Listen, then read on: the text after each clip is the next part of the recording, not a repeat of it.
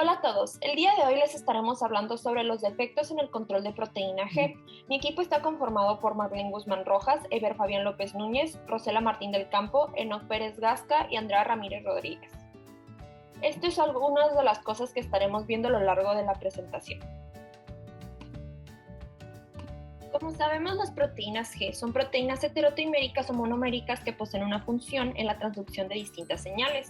Las proteínas G heterotriméricas se encuentran la GS, GI, GQ, G12, GT, que estaremos viendo los defectos en su funcionamiento y su regulación y cómo este tiene ciertas consecuencias, así como las proteínas G monoméricas como es la RO, RAC y RAS, pero nos estaremos enfocando en la RAS y su implicación en el cáncer. Les hablaré del interactoma de la quinasa GRK2 y sus implicaciones fisiopatológicas. Empezando por definir qué es una quinasa GRK2. Bueno, el receptor de proteína G quinasa es una enzima de 7-serina-treonina quinasa que forma parte de la familia de quinasas de receptores acoplados a proteínas G. Son capaces de reconocer y fosforilar los GPCRs activados, llevándolos a la desensibilización del receptor. ¿Cuáles son sus funciones? Bueno, entre ellas se encuentran la regulación del GPCR, donde los fosforila y los desensibiliza. Durante la fosforilación detectará a aquellos que son ocupados por agonistas, es decir, aquellos específicos para alfa y beta adrenérgicos, angiotensina, endotelina, etc. Además, unirá proteínas citosólicas llamadas arrestinas, que bloquearán la capacidad de los GPCRs de interactuar con la proteína G. Y por último, no solo interactuarán con los GPCRs, también lo harán con otro tipo de receptores como los PDGFs o EGFs. Dentro del cuerpo, la señalización de moléculas es vital para mantener una homeostasis. En este caso, esta quinasa será de suma importancia, pues posee un papel crítico en la proliferación, diferenciación y migración de células a lo largo del desarrollo. Algún cambio dentro de su expresión o actividad puede afectar la funcionalidad de proteínas con las que interactúa. Dentro de las fisiopatologías donde más se ve afectado el cuerpo por un aumento o disminución de esta enzima están la hipertensión, el fallo cardíaco, el Alzheimer, las enfermedades inflamatorias y el cáncer. En la hipertensión arterial hay un aumento de GRK2 que hará que se atenúen las señales de los receptores de beta adrenérgicos y por ende no habrá una vasodilatación, solo una vasoconstricción y con ello un aumento de la presión arterial.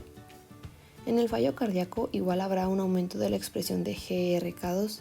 Esta enzima actuará como inhibidor de los receptores beta adrenérgicos, lo que impedirá que haya una buena respuesta de las catecolaminas y habrá un fallo de bomba.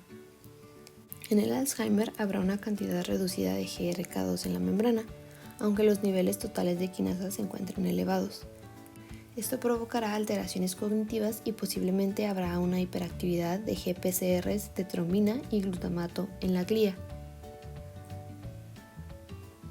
Dentro de las enfermedades inflamatorias habrán alteraciones en la migración de células hacia el lugar de respuesta inmune y entonces este proceso no se dará de manera óptima.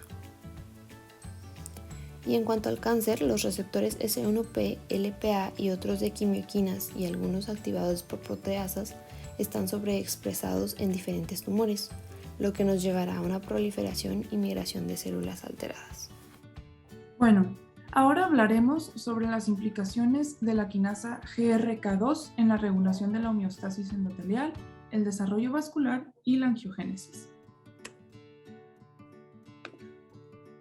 Se ha encontrado que la GRK2 es esencial en el endotelio para la expansión vascular y la maduración y funcionalidad de los vasos, ya sea en condiciones fisiológicas como patológicas.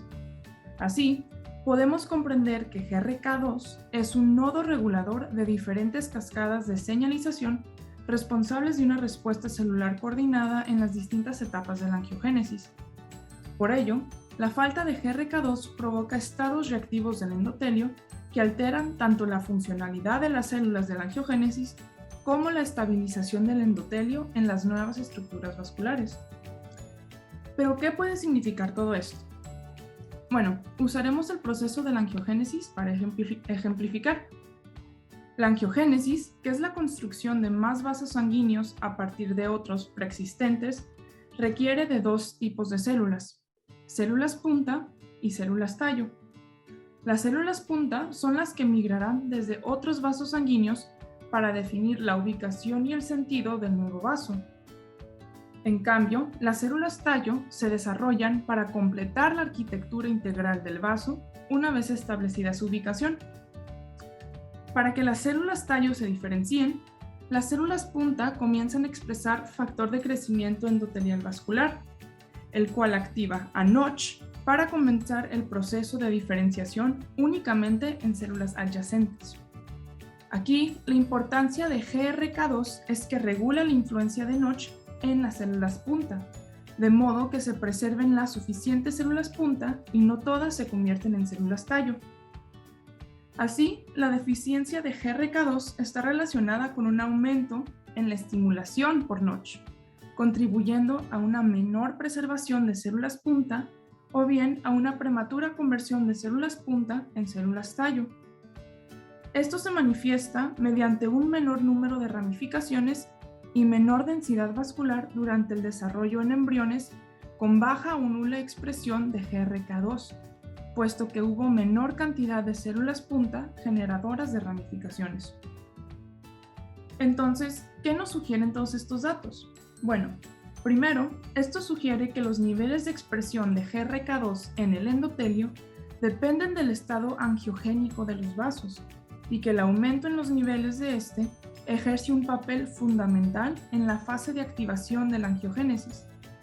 Por último, la presencia basal de GRK2 también es muy importante en la maduración y el mantenimiento vascular, incluso después del nacimiento.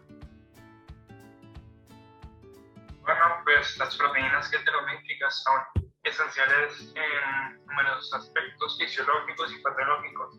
Estas actúan como transportadores de la información en muchas hormonas, neurotransmisores, quimioquinas y factores autócrinos y parácrinos, esto a través de la membrana plasmática. Las señales extracelulares son captadas por los receptores GPCR, que representan 7 regiones transmembranas, y acoplados a proteína G, las activan. Cuando los GPCR son activados por un estímulo adecuado, el receptor interacciona con las proteína G y cataliza el intercambio de GDP por GTP y la subunidad alfa, lo que induce a la disociación del complejo estereoquímico alfa-GTP y beta-gamma, iniciando una compleja cascada de eventos celulares. Las proteínas G localizadas en la área interna de la membrana están formadas por 3 subunidades, alfa, beta y gamma, las cuales cuentan con 27, 5 y 14 isoformas respectivamente. La subunidad que representa alfa es GTPase intrínseca.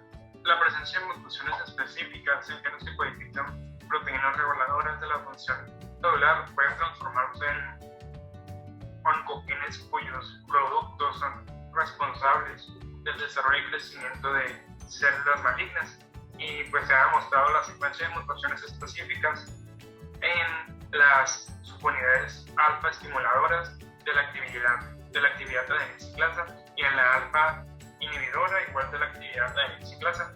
La codificación de la síntesis de estas proteínas mutasas ha llevado a cabo a oncogénesis GSP y HIP2 respectivamente. Esta situación desencadena una activación constante de alfa estimuladora, lo que genera una hiperactivación de la vía de ciclasa, dando lugar a la proliferación neuronal normal. Y pues la presencia de mutaciones ha sido detectada en tumores ováricos, mientras que en la próstata se ha encontrado una mutación en la alfa I2, lo cual en otros tejidos conlleva a la subunidad alfa estimuladora permanezca estabilizada en forma activa. Ahora yo les hablaré sobre la participación de la subunidad G-alfa de proteínas G heterotriméticas en los procesos de virulencia y patogenicidad de los hongos. Como ya sabemos, las proteínas G heterotriméticas actúan como moléculas transductoras de señales entre lo que es el receptor membranal y las proteínas efectoras o el ligando. En los hongos, específicamente, tienen un papel demasiado importante durante el apareamiento y la patogénesis. Las proteínas G intervienen además en lo que es el proceso de desarrollo y morfogénesis de los hongos, los cuales determinan su virulencia, ya sea para animales o plantas. plantas. En el artículo que usamos de referencia para esta parte de la investigación, describen algunos de los hallazgos que han llevado a identificar los genes y las funciones específicas de la subunidad G-alfa dentro de las rutas de señalización participantes en los procesos de virulencia y patogénesis de algunas especies fúngicas. Ahora vamos a hablar sobre la señalización de proteínas G en hongos. Esto dado porque las células fúngicas detectan diferentes señales del medio ambiente, tales como la temperatura, nutrientes, osmolaridad, pH, luz, entre otras tantas. De esta forma, además también distinguen la presencia de células de tipo celular opuesto mediante el reconocimiento de feromonas sexoespecíficas. Estos dos puntos son muy importantes para la patogénesis y la virulencia.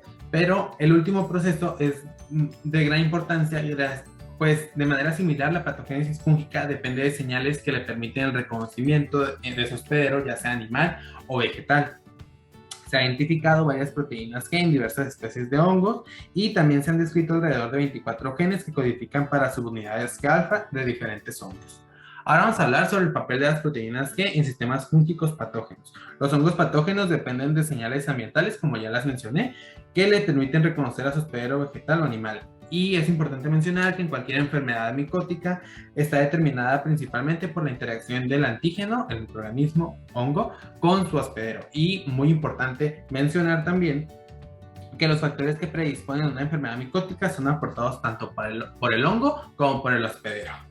Los hongos han desarrollado mecanismos para producir daño a los tejidos del hospedero o componentes que inhiben las funciones de la fagocitosis, entre otros procesos fisiológicos. Esos mecanismos son conocidos como factores de virulencia.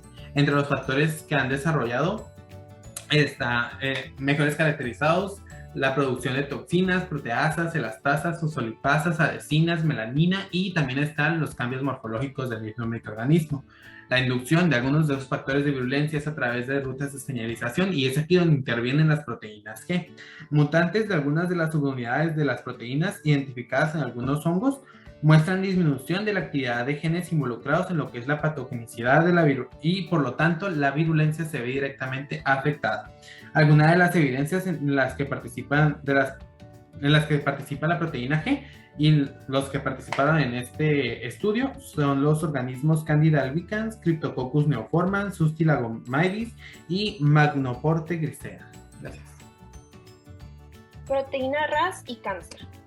Las proteínas RAS son GTPasas de bajo tamaño molecular localizadas en la parte interna de la membrana. Se pueden ver inactivas unidas a GDP y activas unidas a GTP.